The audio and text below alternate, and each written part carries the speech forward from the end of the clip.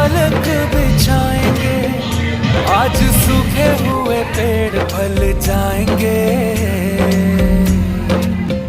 नैना भीगे भीगे जाए, कैसे खुशी छुपाए राम आएंगे।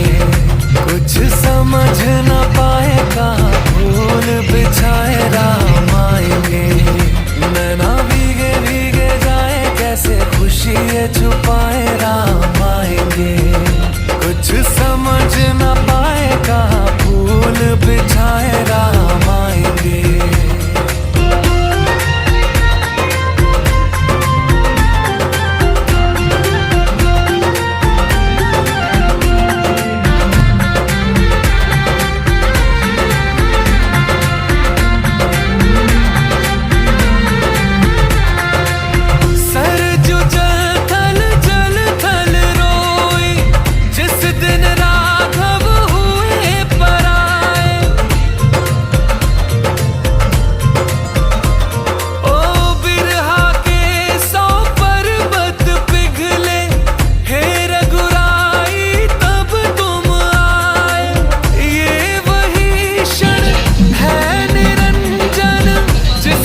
दशरथ देख न पाए,